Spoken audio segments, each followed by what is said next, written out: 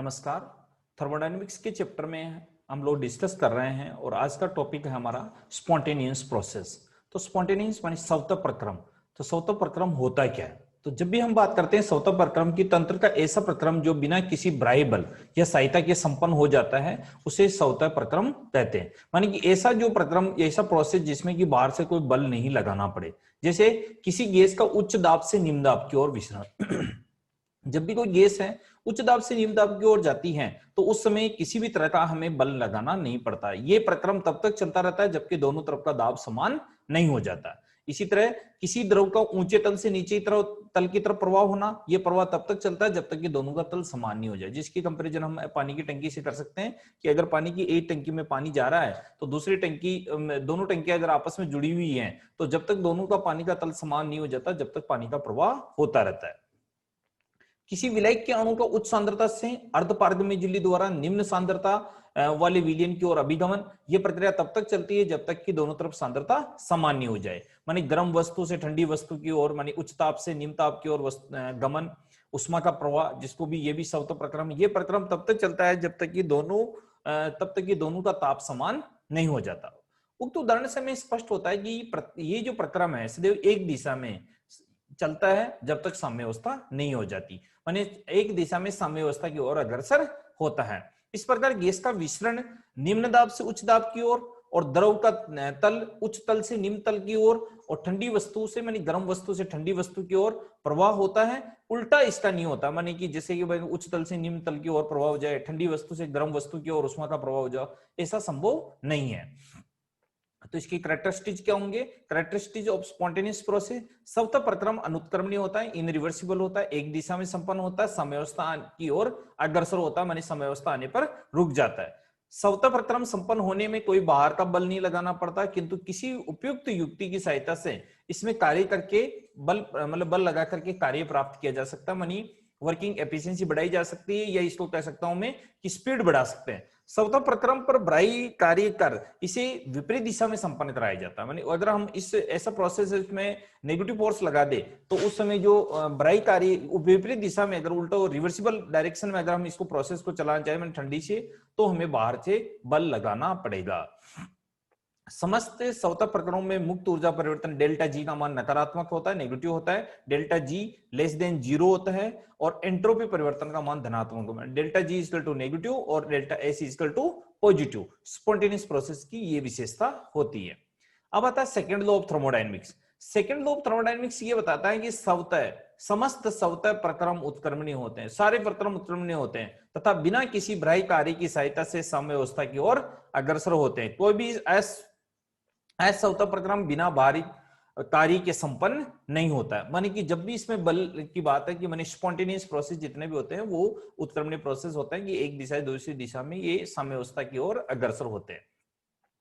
यदि किसी आदर्श गैस के समतापीय प्रसार पर विचार करें तो उष्मागतिकी का प्रथम नियम कहता है हमें dq इक्वल टू dw, माने आवेश हमेशा कार्य में परिवर्तित हो जाता है। परंतु ये तात्पर्य ये नहीं है कि अवशोषित उष्मा लगातार कार्य में परिवर्तित होती है, क्योंकि प्रसार के समय तंत्र का दाब निरंतर घटता है, परंतु एक स्थिति के बाद ये कार्य कभी संभव नहीं है। अतः तंत्र में लगातार कार्य प्राप्त नहीं किया जा सकता। ये तभी संभव है जब साइक्लिक प्रोसेस माने चक्रीय प्रक्रम पूर्ण हो तथा तंत्र अपनी प्रारंभिक अवस्था में आ जाए। किसी भी चक्रीय प्रक्रम में धनात्मक कार्य प्राप्त करने की जो गणना करने की दो विधियां हम जनरली डिस्कस करते हैं। जैसे यदि प्रक्रम में कोई तापीय स्रोत का उपयोग किया जाए तो उस समय जो वर्किंग होगी W equal to Q1 Q2 Q3, जो भी हमारे पास आवेश की मात्रा है।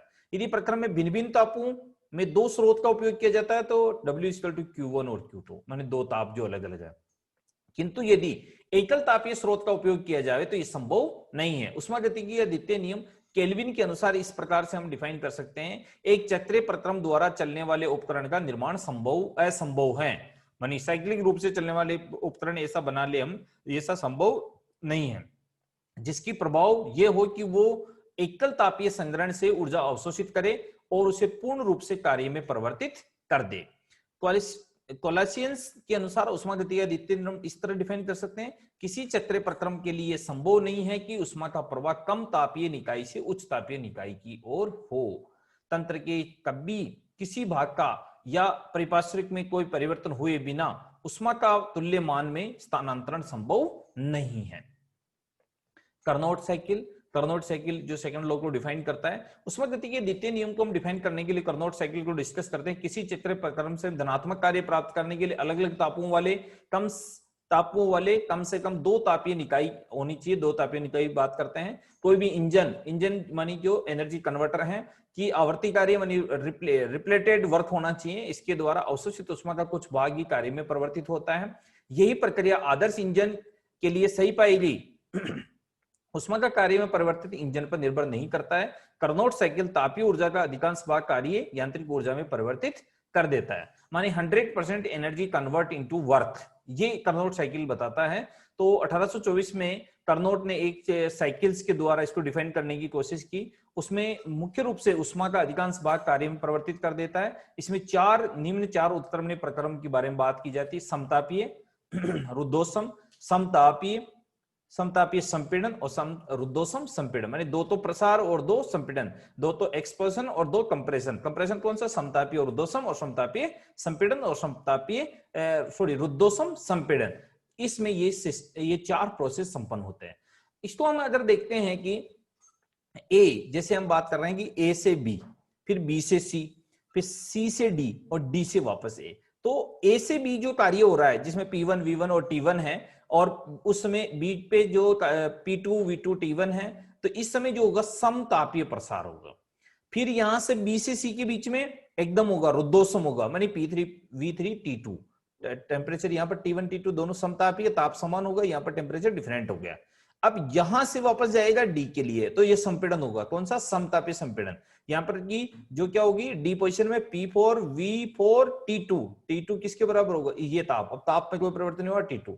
फिर यहां से होगा वापस रुद्धोष्म संपीड़न, जो कि वहां पर ए अवस्था प्राप्त कर लेगा। तो इसे कह सकते हैं कि यदि एक सिलेंडर जिसमें घर्षण रहित पिस्टन लगा हुआ हो, तो 1 मोल गैस, आदर्श गैस की बात करें, इसका दाब, आयतन, ताप व दाब के 2 उष्मा कुंड हीट रिजर्व है, तब उष्मा कुंड में उष्मा निकलने और उसके स्रोत कहते हैं, तथा उष्मा प्रवाह को सिंक कहते हैं। माने एक तो उष्मा जहां निकल रही है उसको स्रोत कह दिया, और जहां निकल रही है उसको सिंक कर दिया। तो पहला हम बात कर रहे हैं समतापीय प्रसार की।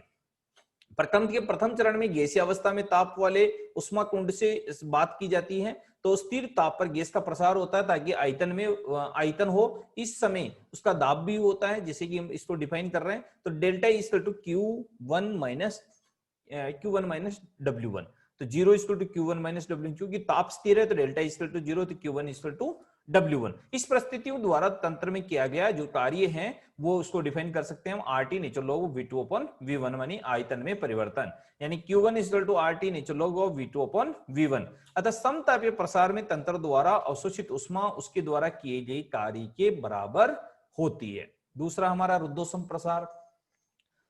दूसरे पद में गैसीय तंत्र में रुद्धोष्म परिस्थितियों के कारण प्रसार होता है। इस समय तंत्र न तो परिपार्श्विक उष्मा ग्रहण करता है और न उष्मा देता है। माना कि गैस का आयतन V2 से V3 तक ताप घटाकर ये बात की जाए, तो बिंदु B से C की ओर जब बात की जाती है, साइकिल्स होता है, तो बिंदु पर गैस का दाब, उस समय तंत्र का कार्य जो होता है W2 से डिफाइन करते हैं। Delta equal to Q2 minus W2 equal to minus DW, अर्थात रुद्धोष्म प्रसार में Q2 का मान हमेशा 0 होता है, तो delta equal to CV dt, delta equal to minus DW minus W2 equal to CV dt, W minus W2 equal to CV dt equal to CV T2 minus T1। अर्थात रुद्धोष्म प्रसार में किए गए कार्य को हम कैलकुलेट करके यहां से बताते हैं W2 equal CV upon equal to CV T1 minus T2 के द्वारा रुद्धोष्म प्रसार में बताते हैं।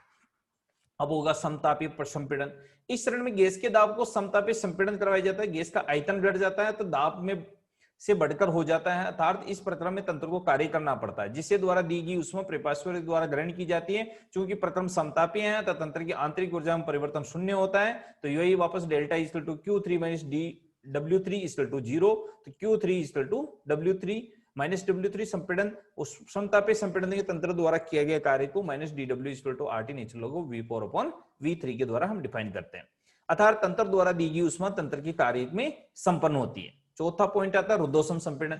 इसमें गैस का रुद्धोष्म परिस्थिति में संपीड़न इस प्रकार करवाया जाता है कि गैस का दाब और आयतन में क्रमशः पुनः एक हो जाए, माने वापस आ जाए, तंत्र एक साइकिल पूर्ण हो जाए, अपनी प्रारंभिक अवस्था में लौट आए। उसमें चक्र ताप से बढ़कर होता है, क्योंकि रुद्धोष्म परिस्थितियों में तंत्र द्वारा न तो उष्मा अवशोषित की जाती है और न उष्मा दी जाती है। इस प्रकार यहाँ पर मान उष्मा का मान क्या होता है, शून्य होता है। तो डेल्टा डी इक्वल टू प्रथम नियम के अनुसार Q4 माइनस W4, क्योंकि माइनस W4 तो E equal to CVDT, W4 equal to minus CVDT equal to minus C T1 minus T2। अतः रुद्धोष्म संपीड़न में किया जाए कार्य W4 equal to minus CV T1 minus T2।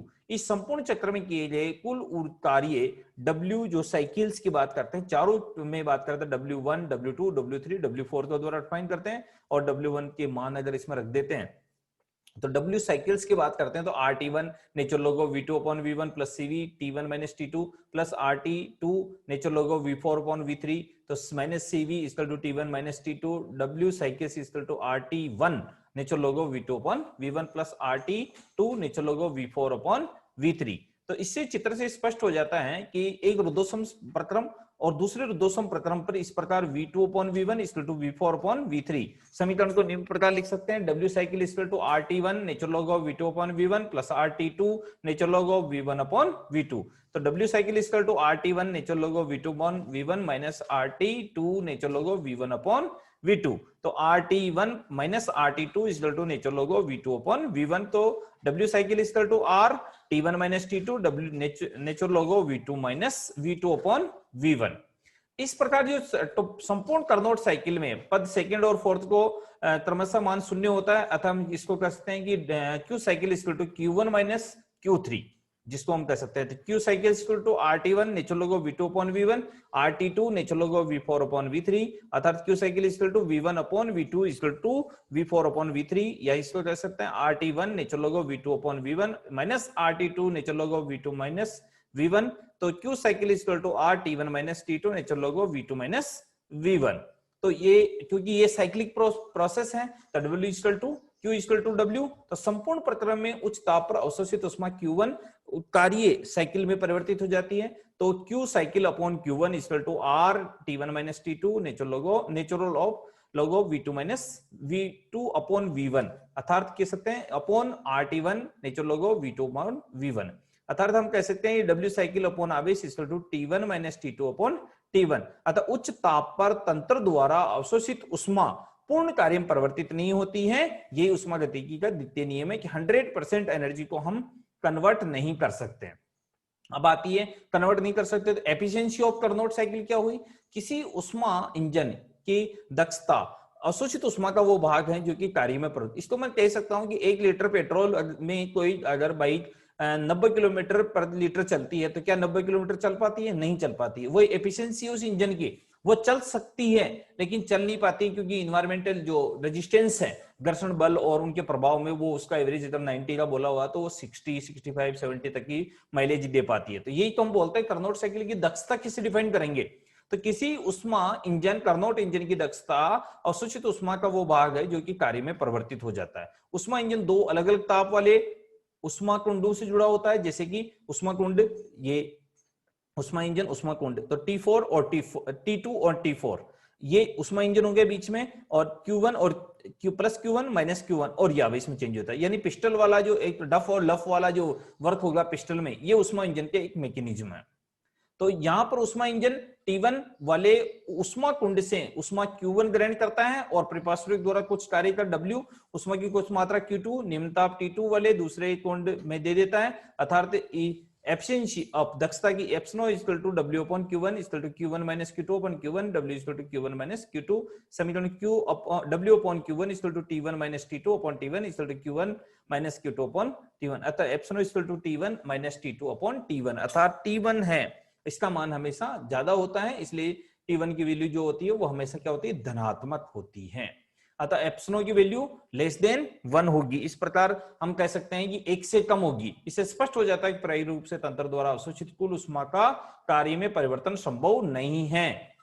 यानी 100% एफिशिएंसी, एनर्जी एफिशिएंट इंजन कभी भी नहीं बनाया जा सकता, क्योंकि Q1 minus Q2 upon Q1 equal to T1 minus T2 upon T1 अर्थात 1 माइनस माने Q2 upon Q1 equal to T2 upon T1। अर्थात ये हम कह सकते हैं कि 100% एफिशिएंट इंजन कभी नहीं बनता है। जैसे हम एक उष्मा इंजन के मध्य कार्यरत है तो उस इंजन की दक्षता 1000 दक्षता तथा 1000 जूल उष्मा के लिए अधिकतम कार्य कैसे गणना करेंगे? तो T1 माइनस T2 600 माइनस उसके लिए 600 माइनस 300 अपॉन 300, ये इसकी एफिशिएंसी होगी। एफिशिएंसी निकाले 1000 गुना 0.5 मल्टीप्लाई किया तो ये उसकी क्या इंजन की अधिकतम कार्य हम इतना प्राप्त कर सकते हैं। तो इसको बोलते हैं फिर कार्नोट प्रमेय।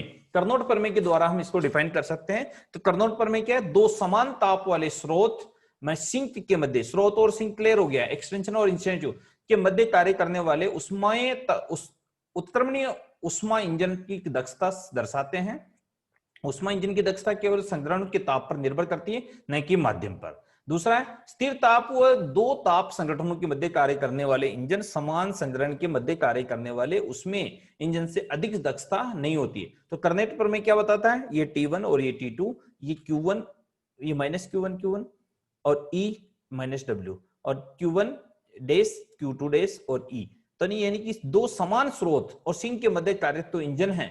तो कार्नोट प्रमेय सिद्ध करता है कि दो क्रमशः उत्क्रमणीय और अनुत्क्रमणीय इनके बारे में इसमें हम डिफाइन कर सकते हैं। माना कि दो इंजन है E और EDS, ताप वाले स्रोत और ताप वाले सिंक के मध्य कार्य कर रहे हैं तो उत्क्रमण इंजन E के मध्य, E के अग्रिम और विपरीत दोनों चक्रों में कार्य करेगा। इस प्रकार अग्रिम चक्र में किया गया कार्य W = Q1 + Q2, इसी प्रकार विपरीत दिशा में किया गया कार्य W = Q1 - Q2। क्योंकि अनुत्क्रमणीय है तो इसको हम W dash = Q1 dash - Q2 dash, delta E की विपरीत चक्र चलता है, डेल्टा इसको जोड़ देंगे तो WT = -W plus W dash.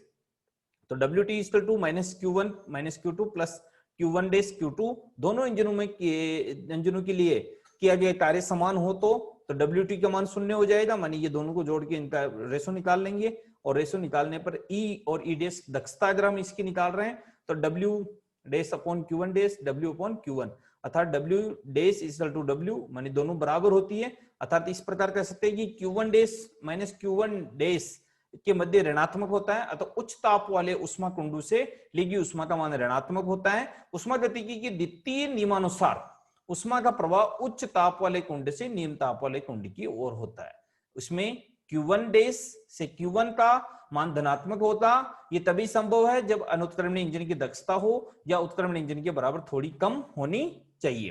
तो E माइनस एप्सिलॉन, इस प्रकार हम कह सकते हैं कि समान परिस्थिति में किसी उत्क्रमण इंजन की दक्षता एक अनुत्क्रमण इंजन की तुलना में सदैव अधिक होनी चाहिए। दो अनुत्क्रमणीय इंजन जो समान ताप वाले स्रोत और सिंक के मध्य कार्य कर रहे हो की दक्षता समान होती है।